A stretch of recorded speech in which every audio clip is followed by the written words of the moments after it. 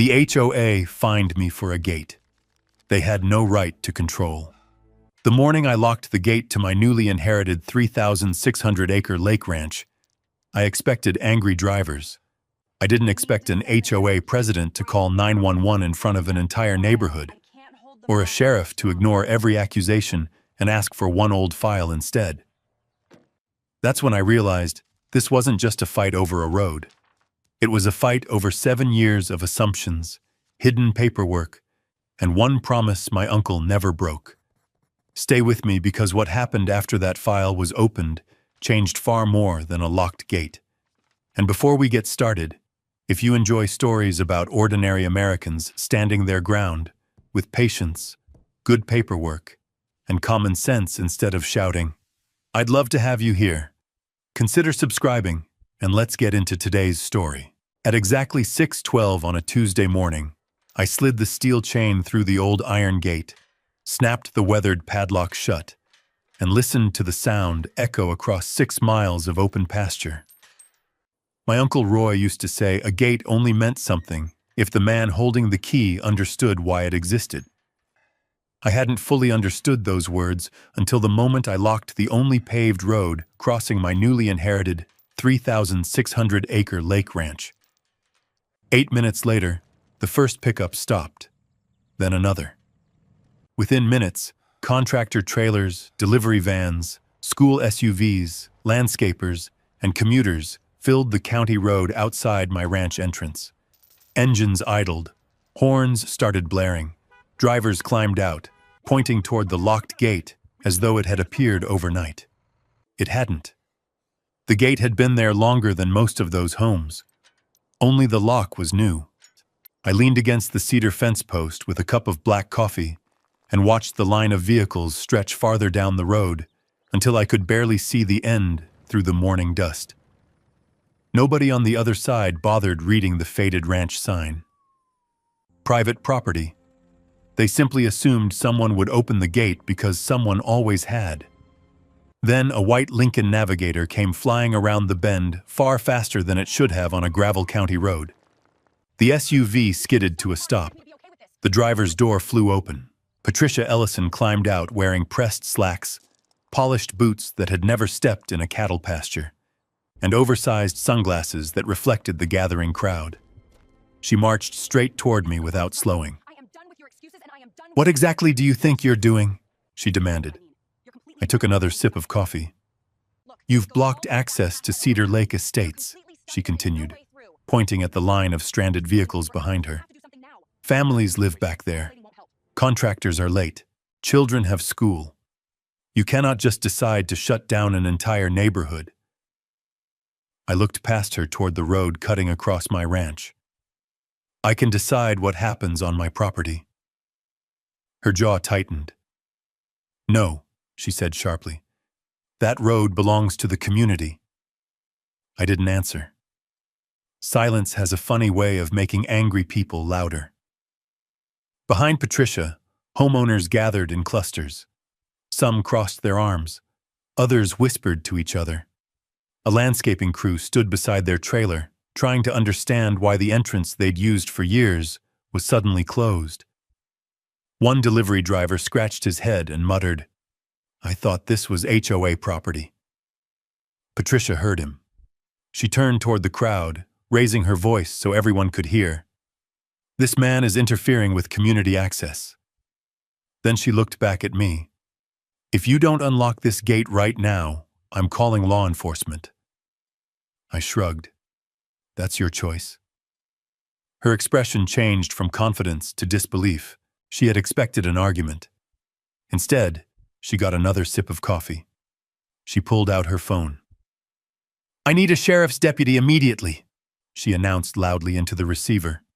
A ranch owner has illegally blocked the only entrance to Cedar Lake Estates. Several homeowners nodded. One man even pulled out his own phone to start recording. Patricia paced dramatically while describing an emergency that sounded larger with every sentence. By the time she ended the call, you'd think I'd barricaded a public highway. I simply stood there beside my gate. 10 minutes later, a 2-lane county sheriff's cruiser rolled onto the shoulder. The crowd parted immediately. Sheriff Cole Mercer stepped out, adjusted his hat, and looked first at the locked gate, then at Patricia, then at me. Patricia hurried toward him before he had taken 3 steps.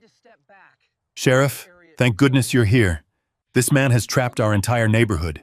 He's refusing to open the entrance. We need this gate removed immediately." She barely paused long enough to breathe. "Our emergency services depend on this road. Hundreds of homeowners use it every day. He's creating a public safety hazard." Sheriff Mercer listened without interrupting. When she finally finished, he walked past her and stopped in front of me. Neither of us spoke for a moment. The morning had gone strangely quiet. Even the idling engines seemed farther away. Finally, the sheriff asked one simple question. "Wade?" He nodded toward the ranch house behind me. "You bring Roy's file?" I did. "Mind letting me see it?" I reached into the cab of my pickup and lifted out a thick, weathered folder secured with 2 faded leather straps. Patricia frowned. "So that's it?" She interrupted. "You're looking at paperwork before ordering him to open the gate?" Sheriff Mercer accepted the folder, but never looked at her. He slowly loosened the straps. Around us, dozens of confused homeowners watched in complete silence. Whatever was inside Roy Callahan's old file had suddenly become more important than every angry voice standing outside my gate. Sheriff Cole Mercer rested the folder against the hood of his cruiser, but didn't open it right away. Instead, he looked at Patricia Ellison. "Nobody's forcing this gate open today," he said calmly. Patricia's face flushed. "Sheriff, you're making a mistake. This community has used this entrance for years. I heard what you said. Then do something, I am." He finally loosened the leather straps on Roy's folder. I knew exactly what was inside, but I also knew this wasn't the place to explain it. The story had started years before that lock clicked shut. 7 years earlier, I wasn't standing at a locked gate. I was sitting across from a probate attorney with a map spread across a conference table big enough to cover half his office. "This is yours now," he said, sliding the papers toward me. 3,600 acres, rolling pasture, 2 fishing lakes, cattle grazing rights, 3 barns, 1 ranch house, and a narrow paved entrance road crossing the eastern edge of the property. My Uncle Roy had owned every inch until the day he died. The ranch wasn't just land. It was the last place where my late wife, Nora, and I had planned to spend the rest of our lives after retirement. She never got that chance. Cancer took her before either of us reached 50. When Uncle Roy passed 2 years later, inheriting the ranch didn't feel like winning anything.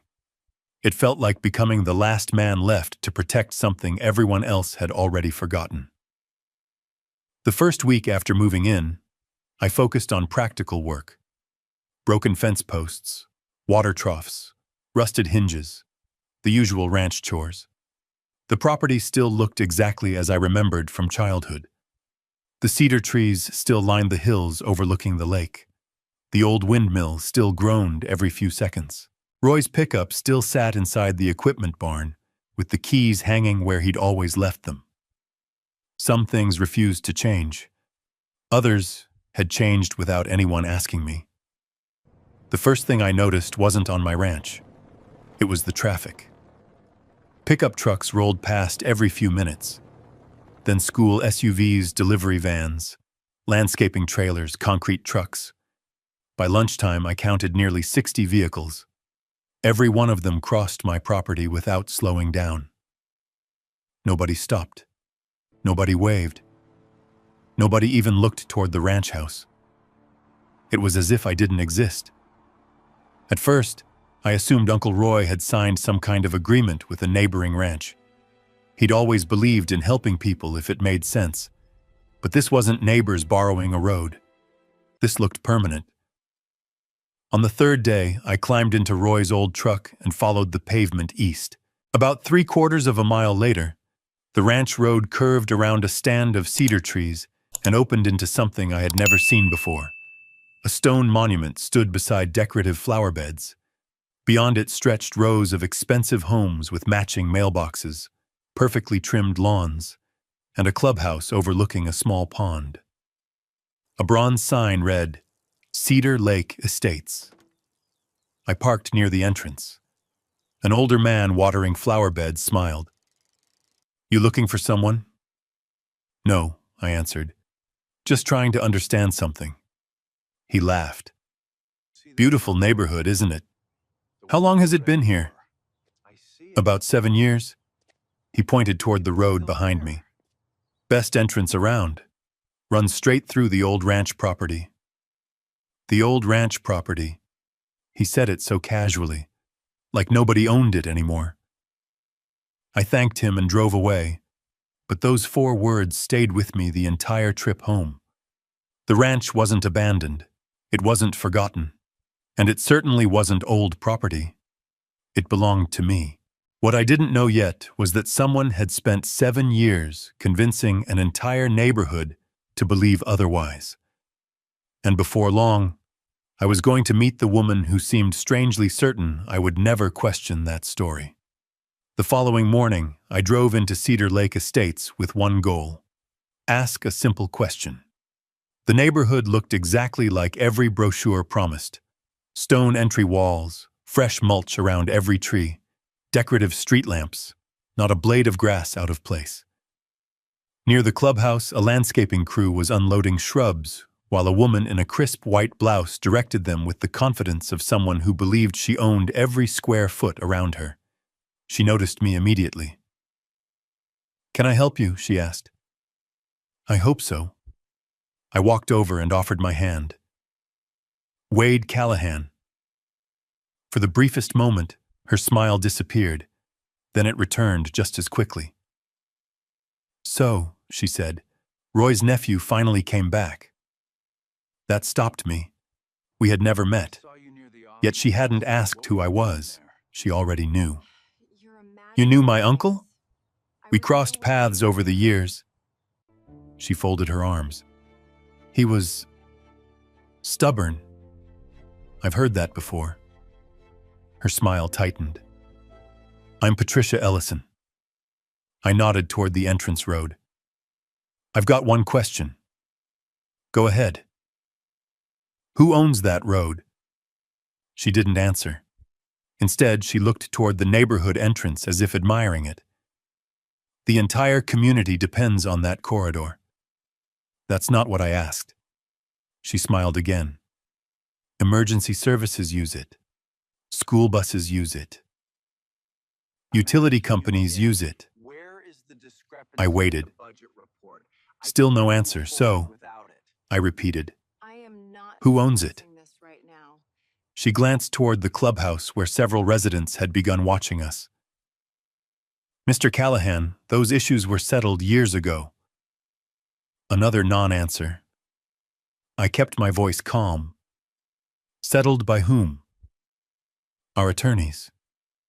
"Recorded where?" She didn't respond. Instead, she stepped closer. "It would be extremely disruptive if anyone interfered with community access." I didn't mention interfering. "No," she replied quietly, "but you're thinking about it." That caught my attention. She had jumped straight to the possibility of closing the road before I had suggested changing anything. As I left, I stopped inside the clubhouse. A welcome packet sat on a display table near the entrance. No one stopped me from taking one. Inside was a glossy neighborhood map. At first glance, nothing seemed unusual. Then I looked closer. The entrance road crossing my ranch had been shaded the same color as every HOA-owned common area. There was no legend explaining ownership, no notation about private property. Anyone reading the map would naturally assume the road belonged to Cedar Lake Estates. That didn't feel accidental. Driving back to the ranch, I parked beside the entrance and watched traffic for nearly an hour. Moving trucks, pool contractors, delivery vans. Every driver crossed my property without hesitation. They weren't trespassing on purpose. They honestly believed they had the right. Someone had spent years making sure they believed exactly that. 3 days later, the first certified letter arrived. The return address read, Cedar Lake Estates Homeowners Association. Inside was an official violation notice. It claimed a recently installed livestock gate created an unauthorized obstruction within a community access corridor. The fine was $1,200. I read the letter twice. The gate stood entirely inside my surveyed property, not on HOA land, not on county land. Mine. I called the number listed at the bottom. Patricia answered on the second ring. I assume you received our notice. I did. So you'll remove the gate? I have a question first. I'm listening. What authority does your HOA have over improvements built on my ranch? A brief silence. Then she answered with the same polished confidence. The community has maintained that entrance for years. That wasn't my question. The neighborhood relies on it. Still not my question. Finally, her tone hardened. Your uncle understood how things worked. Before I could respond, she ended the call. The next morning, I drove to the entrance and found 2 contractors digging post holes beside my fence. A massive stone monument lay on a trailer behind them. Its face read, Welcome to Cedar Lake Estates. The location wasn't inside the subdivision. It wasn't even near the property line. It was on my ranch. I looked down at the fresh orange survey paint marking the installation point. Someone had approved this before I ever inherited the property. Someone believed nobody would ever challenge it. Standing there beside my own fence, I realized this wasn't a misunderstanding anymore. It was a story that had been repeated for so many years. People had started mistaking it for ownership. But stories don't override deeds, and I was about to find out whether Uncle Roy had left me something far more valuable than land. The stone monument never made it into the ground. I told the contractors to stop working and showed them the survey markers along my fence line. They looked uncomfortable, checked the orange paint on the ground, and admitted they were only following instructions from the HOA office. We were told this was community property, one of them said. I believe you, I replied. That's the problem. They loaded the monument back onto the trailer and drove away. But I knew Patricia wouldn't stop there. That afternoon, I walked into Roy's old office above the equipment barn. Every shelf was lined with labeled binders, fuel receipts, grazing permits, property taxes, fence repairs. If Uncle Roy spent $5, there was probably a record somewhere proving it. One cabinet caught my attention. A faded manila folder rested by itself. Across the tab, written in Roy's careful block letters, were 2 simple words. Access Road. I carried it to the desk and opened it. The first document was an agreement dated nearly 8 years earlier between Roy and the original Cedar Lake Estates developer. The title read, Temporary Construction Access License. The language couldn't have been clearer. The developer could use the ranch road for 18 months while building an alternate entrance from the North County Highway. When construction ended, the temporary access automatically expired. No permanent easement, no transfer of ownership, no renewal clause, just a fixed expiration date. The second document was even more revealing. The developer had later offered to purchase a permanent easement. Roy had rejected the offer. Attached to the letter was one of his handwritten notes. Never sell leverage. Once they own the road, they'll own every negotiation after it. I leaned back in my chair. Patricia kept saying Roy understood how things worked. She was right. He understood exactly what they wanted, and he refused to give it to them. The deeper I dug, the more uncomfortable the file became. Engineering reports, survey sketches, drainage studies, copies of county correspondence. One map outlined a completely separate northern entrance that would have bypassed my ranch entirely.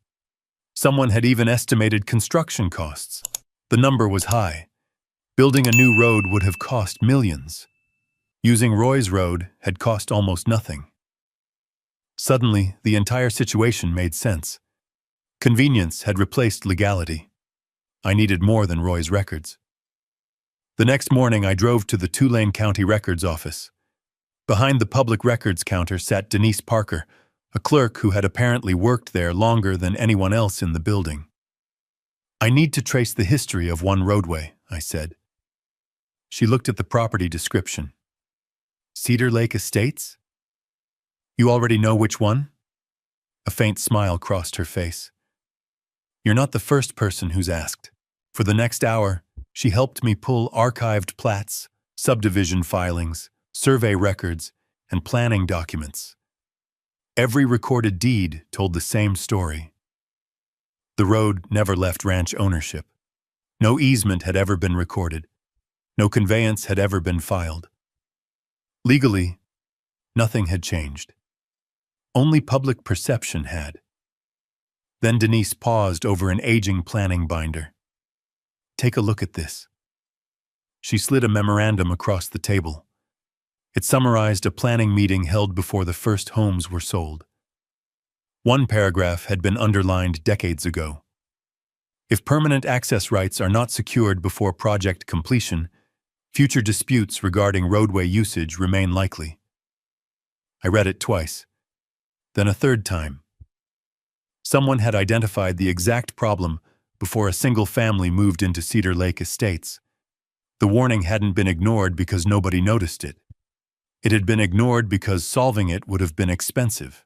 As I gathered copies of every document, Denise looked at me carefully. "If I were you," she said, "I'd have a surveyor verify every boundary before this goes any further." I nodded. I already know someone. Driving back to the ranch, I realized the balance of power had quietly shifted. Patricia still had homeowners, newsletters, and confident speeches. I now had Roy's file, county records, and written proof that the temporary arrangement had never become permanent. There was only one question left.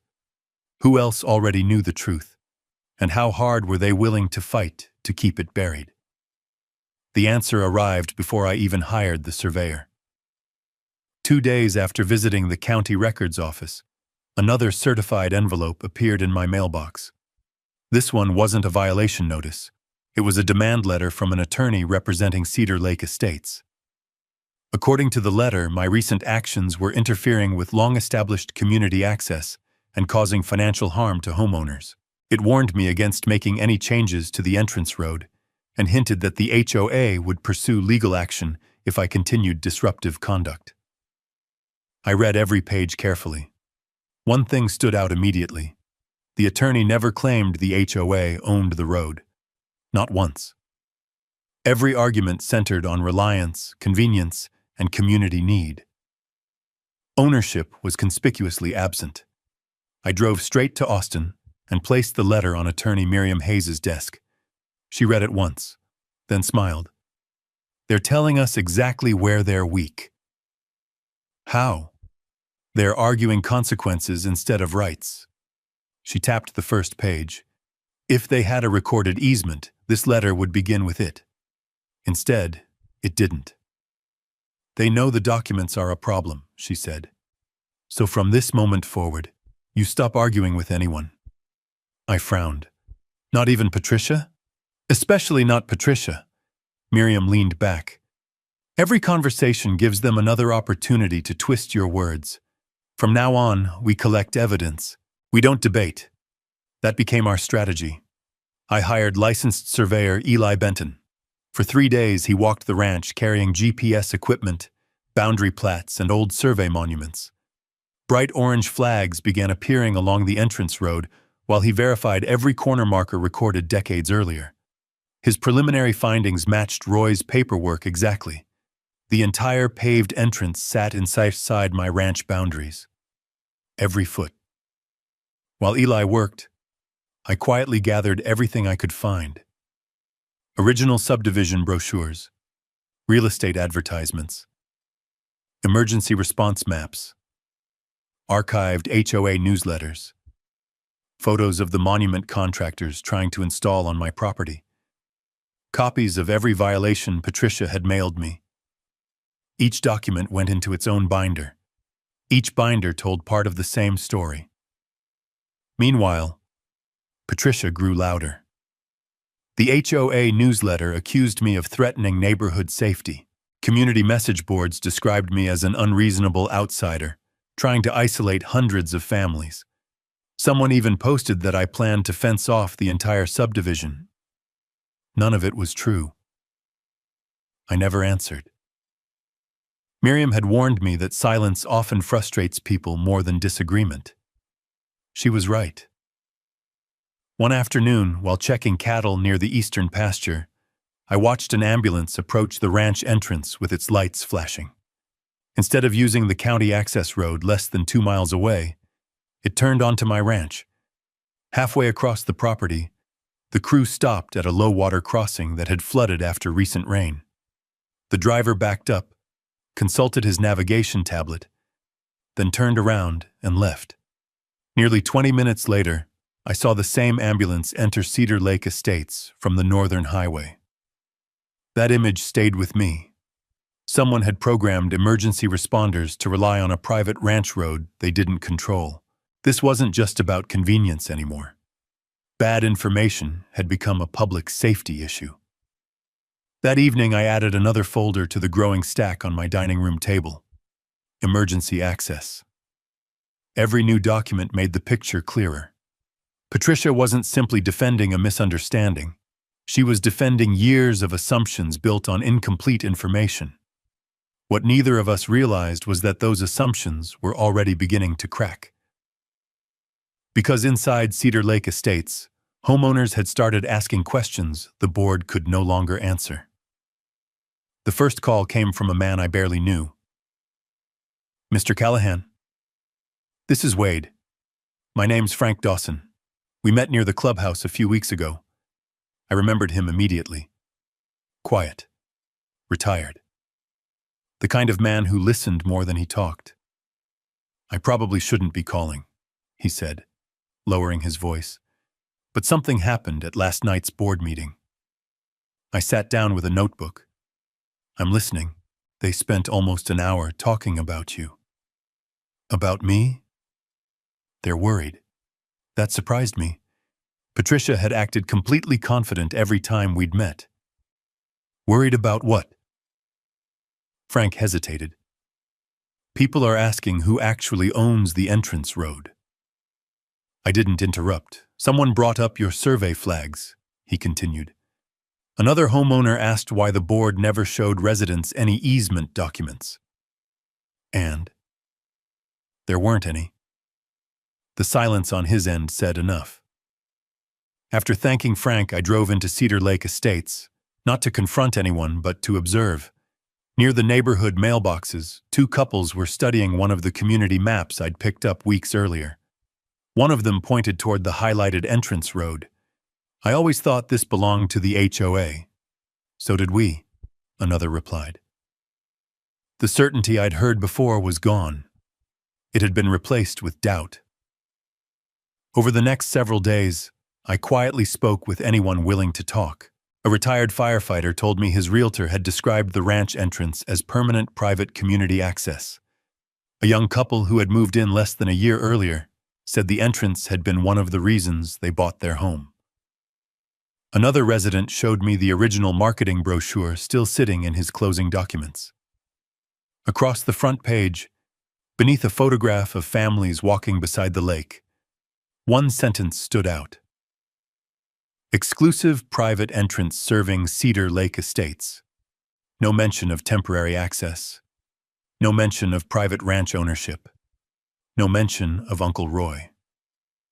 I asked if he'd ever been shown an easement. No.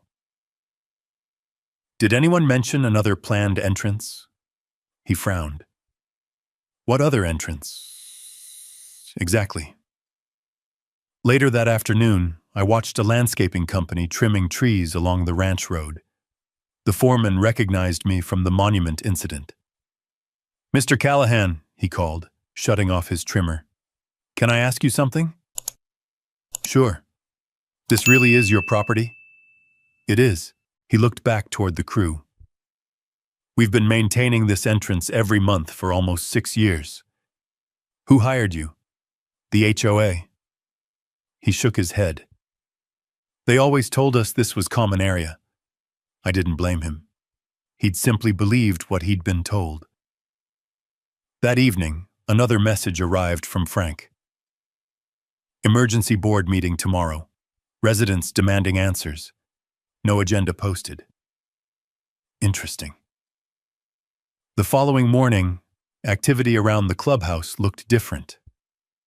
Cars filled every parking space. Neighbors stood in small circles talking instead of smiling. Patricia walked briskly from one group to another, speaking in short conversations that ended as soon as she noticed anyone watching. Control was becoming harder to maintain. By afternoon, Frank called again. This is getting ugly. What happened? People asked to see the easement. And? The board said their attorney was reviewing records. I smiled. They're buying time. That's not all. Frank lowered his voice again. Someone found an old neighborhood brochure that promises permanent private access. My grip tightened on the phone. The original one? I think so. People are comparing it to county records now. For weeks, Patricia had controlled the story simply because nobody questioned it. Now dozens of homeowners were comparing her promises against public documents. Facts were beginning to replace assumptions. And once people start asking for paperwork instead of speeches, confidence alone isn't enough anymore. Patricia still had the microphone, but she was slowly losing the audience. She didn't know it yet. Neither did most of the homeowners. The real confrontation wasn't going to happen at my ranch. It was going to happen inside the Cedar Lake Estates clubhouse, where one simple question would destroy 7 years of carefully protected lies. By the time Miriam Hayes and I arrived, every parking space was full. Pickup trucks lined both sides of the street.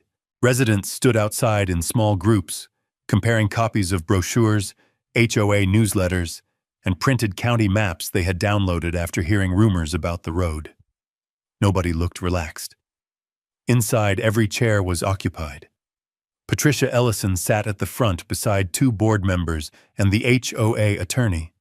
Behind them, a projector displayed the Cedar Lake Estates logo with the words, Community Access Information Meeting. The title alone told me they were trying to control the conversation before it began. Miriam leaned toward me. They're framing the issue as access, she whispered, not ownership. They're avoiding the real question. They have to.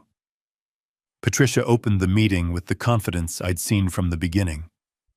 For 7 years, she began, our community has enjoyed safe, dependable access that has supported homeowners, emergency services, and local businesses. Unfortunately, recent misinformation has created unnecessary concern. She never said the HOA owned the road. Not once. Instead, she talked about history, investment, community values, neighborhood harmony. 20 minutes passed without answering the one question everyone had come to hear. Then an elderly man in the 3rd row slowly stood. I recognized him from the mailboxes. Harold Jenkins. He removed his reading glasses and spoke in a calm voice. Mrs. Ellison. She smiled. Yes, Harold. Do we actually own the entrance road? The room became perfectly still. Patricia's smile froze. The community has relied on that roadway since the neighborhood was established. Harold didn't sit down. I didn't ask who uses it. He looked directly at her. I asked who owns it. Several heads nodded. Someone near the back quietly said, That's what we all want to know.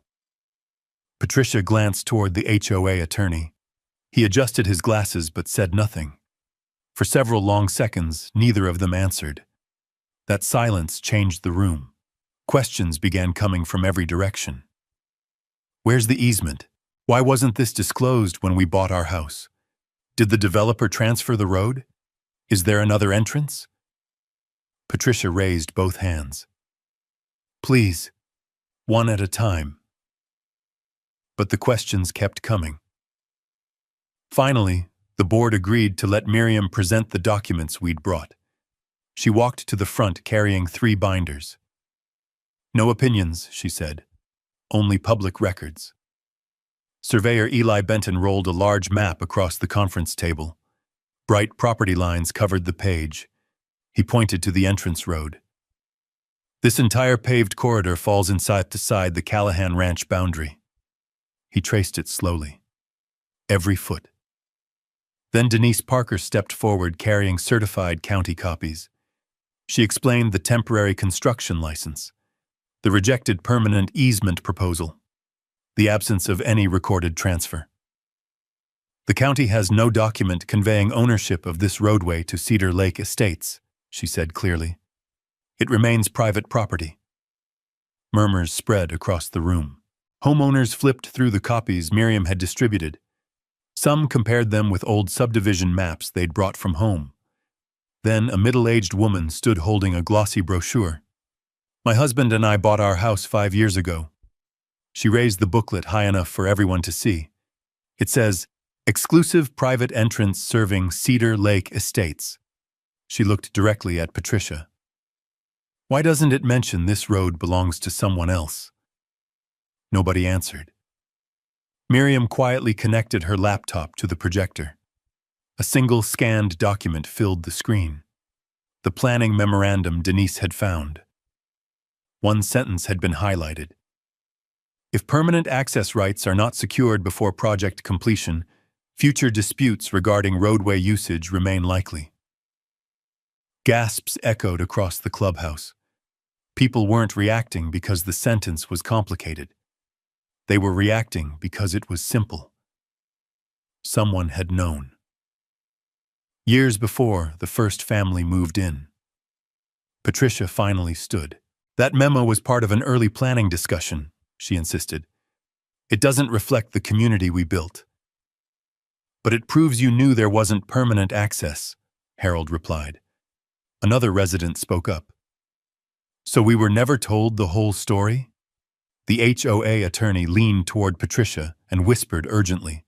For the first time since I'd met her, she looked uncertain, not angry, not confident, cornered. She slowly turned toward me. What exactly do you want, Mr. Callahan? Every eye in the room shifted in my direction. I stood. I don't want your neighborhood. I let that sentence settle before continuing. I want my family's property respected. I looked around the room. Most of you bought your homes believing what you were told. I don't blame you for that. I held up Roy's folder. But these papers existed before the first foundation was poured. They deserved to be shown to you. No one interrupted, because the fight had stopped being between me and Patricia. It had become a room full of homeowners realizing they had trusted speeches instead of records. And from the expressions around me, I knew one thing for certain. The next battle wouldn't be fought over my gate. It would be fought over accountability. 3 days after the clubhouse meeting, Miriam Hayes sent a formal notice to Cedar Lake Estates, the HOA attorney, and Tulane County. It included Roy's temporary access license, Eli Benton's certified survey, Denise Parker's county records, the rejected easement offer, and the planning memo that warned exactly what would happen if permanent access was never secured. The response came fast, not from Patricia, from 3 different attorneys. The HOA wanted emergency negotiations. The county wanted clarification on emergency routes. Several homeowners wanted copies of everything Miriam had shown at the meeting. For 7 years, nobody had asked for the paperwork. Now everyone wanted it. The formal review took place in a county conference room with beige walls, bad coffee, and survey maps spread across 2 folding tables. Sheriff Cole Mercer sat near the door. Denise Parker brought certified records. Eli Benton brought his final boundary report. Patricia arrived last, surrounded by attorneys and carrying no clipboard. That alone told me something had changed. Miriam opened with one sentence. The Callahan Ranch is not refusing lawful access. It is refusing assumed access.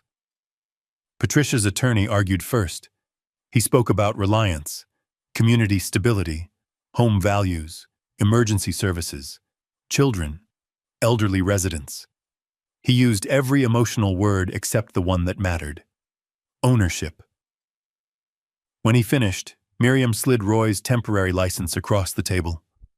This was permission, she said. For 18 months. It expired more than 5 years ago. Then she placed the rejected easement offer beside it. Roy Callahan refused permanent access in writing. Eli unfolded the survey. The roadway sits entirely within the Callahan Ranch boundary, he said. The nearest Cedar Lake Estates parcel line ends here. He tapped the map. 216 feet short of the road. The room went still. Patricia leaned toward her attorney and whispered something. Sheriff Mercer finally spoke. Mrs. Ellison, did your board have any recorded easement? Her attorney answered for her. We're still reviewing archived materials. Miriam didn't let that pass. Denise already reviewed the county index.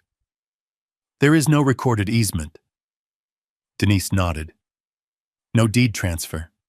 No right-of-way dedication. No public road acceptance. Nothing. Patricia looked at Denise like public records had betrayed her personally. Then she tried the same argument she'd used since the beginning. People have used that road every day for years. Sheriff Mercer folded his hands. Using a road and owning a road are not the same thing. Nobody spoke for several seconds. That sentence cut through every speech Patricia had left. The county engineer then reviewed the emergency access issue. His conclusion was direct. Cedar Lake Estates had a lawful northern route available, but HOA Materials had directed responders and residents toward the ranch road because it was shorter and better maintained. That creates risk, he said, especially if access depends on private permission. For the first time, the county wasn't treating my gate as the problem. They were treating the HOA's misinformation as the problem. By the end of the meeting, the county required Cedar Lake Estates to submit a corrected emergency access plan within 30 days. The HOA had to notify residents that the ranch road was private property. Any future use would require a written agreement with me. Patricia sat silent while her attorney took notes. The crowd outside the conference room had changed too. A week earlier, homeowners had stared at me like I was the villain. Now they watched Patricia walk past them without saying a word. Frank Dawson stepped toward me near the exit. Most of us didn't know, he said quietly. I believe that. He looked back at Patricia. But somebody did. That was the part nobody could walk away from anymore. The truth had reached the county. The sheriff had heard it. The residents had seen it. And now Cedar Lake Estates had to decide whether it wanted to solve the problem legally or keep protecting the person who created it. The decision came faster than anyone expected. Within a week, homeowners demanded a special election to replace several board members. Attendance at the meeting broke every record the neighborhood had ever seen. People weren't there to argue about landscaping rules or annual dues. They wanted answers. Miriam attended with me, but we didn't speak unless someone asked a direct question. This wasn't our meeting anymore. It belonged to the residents. Frank Dawson opened the discussion. For years, he said, we trusted what we were told. Now we've seen the documents.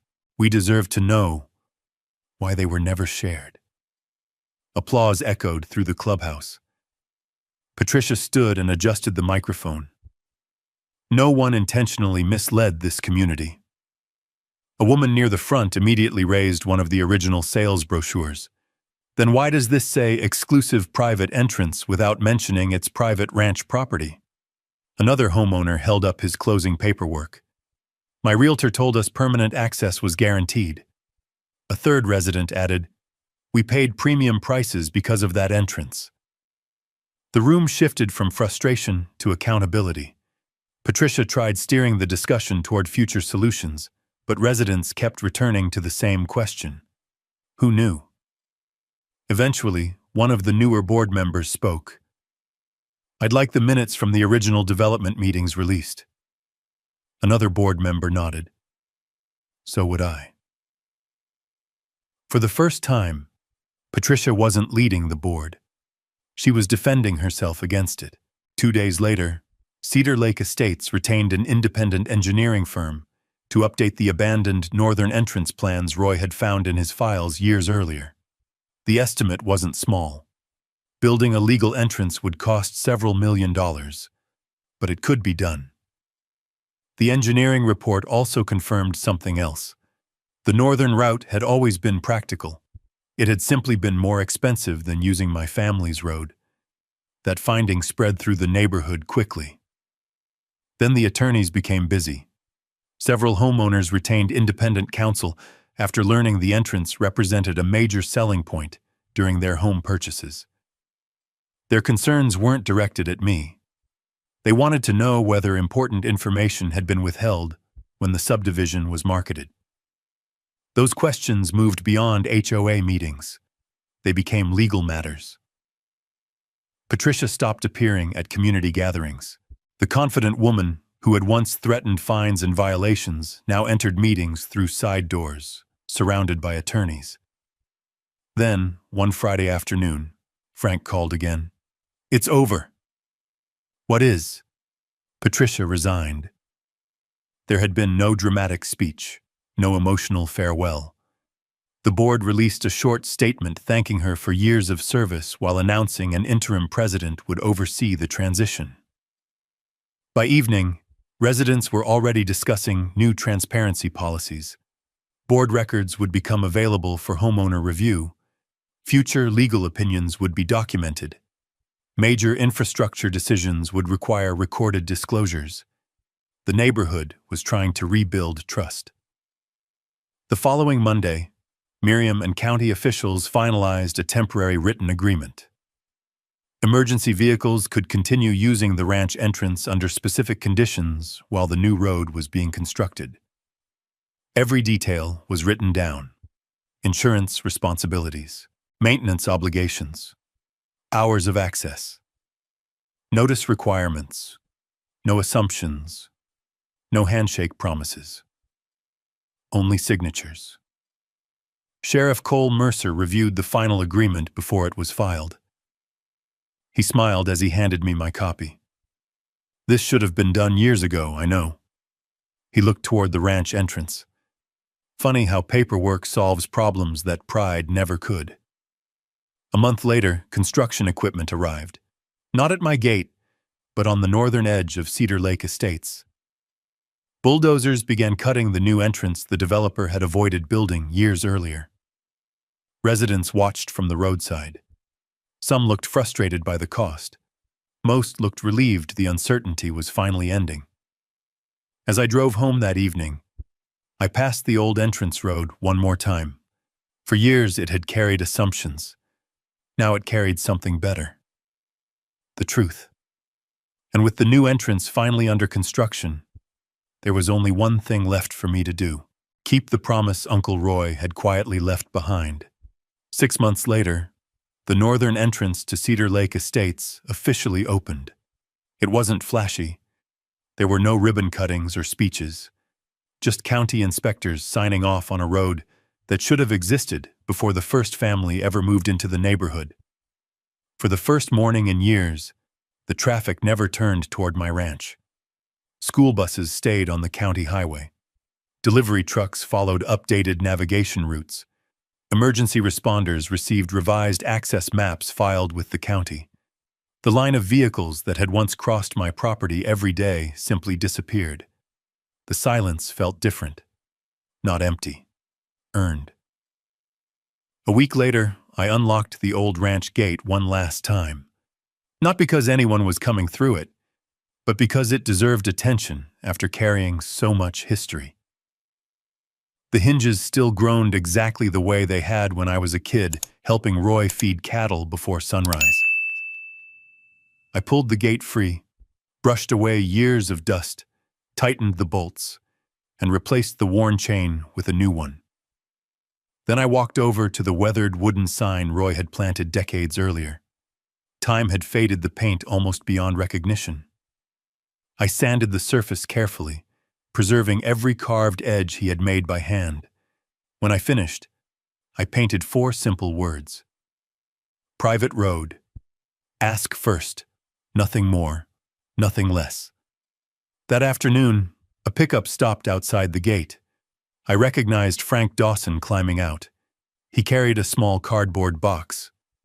I figured you might appreciate these. Inside were copies of the first Cedar Lake Estates newsletter published after the new board took office. The front page announced sweeping policy changes. Financial records would be open to homeowners. Legal opinions affecting the community would be disclosed before major decisions. Infrastructure agreements would require independent review. The article never mentioned Patricia by name. It didn't have to. Frank smiled. People learned something. I think they did. They also wanted me to tell you something. I raised an eyebrow. A lot of folks owe you an apology. I looked toward the hills beyond the lake. They don't owe me anything. They were told a story. Frank nodded slowly. And you gave them the documents. Before leaving, he handed me one final envelope. Inside was a handwritten note signed by dozens of Cedar Lake Estates residents. Some thanked me for allowing temporary emergency access while the new entrance was built. Others apologized for believing rumors before asking questions. One sentence stood out. Thank you for reminding us that good neighbors respect property instead of assuming it. I folded the note and slipped it inside Roy's old access road folder. It seemed like the right place for it. That evening, I carried the folder back into Roy's office above the equipment barn. Every binder sat exactly where he had left it. Fence repairs, tax records, water permits, livestock receipts. I placed the access road file beside them and closed the cabinet. For the first time since inheriting the ranch, it felt complete. As the sun settled over the lake, I stood beside the gate and watched the last light reflect across the water. Roy never tried to win by shouting. He documented. He waited. He understood something I'd only learned after inheriting this land. People can repeat the same claim for years. They can print it in brochures. They can say it at meetings. They can even convince an entire neighborhood to believe it. But repetition never creates ownership. Only the truth does. And the truth almost always leaves a paper trail for anyone willing to look. The strongest fence on my ranch was never the iron gate. It was the stack of documents my uncle protected for years, knowing that someday someone would need them. On the day I locked that gate, people thought I was closing a road. Looking back, I wasn't. I was opening the only file that had the power to set everything right. If the one lesson I carry away from all of this, is that the trust doesn't become stronger because someone are just louder. It becomes stronger because someone cared enough to preserve it. My Uncle Roy never expected a prize. He simply kept good records, respected his neighbor, and understood that land, like just shall never be built on assumption. When the question finally comes years later, do quite habits matter more than speak ever could? I think that you far beyond ranges and property lines, whether it's family, business, or simple doing right with the people around us. Patience and honestly usually last longer than shortcuts. Standing your ground doesn't always mean raising your voice. Sometimes it means staying calm, following the facts, and letting the truth speak when the time is right. Now I love to hear from you. Are you believe what handle this the right way? Taiwan in the comment if you think you would have the handle is different. Try Diego and yes or right. And if you are ever deal with an away or property dispute or situation where good paperwork make on the different, say your story. I read as many of your comments as I can, and they are from the past of the conversation. And if you story about ordinary people protecting us, they don't pattern, authority, and the law are your kind of story. I'd be honored if you're surprised and join up for the next one. Until then, take care of yourself and thank you for spending your time with me today.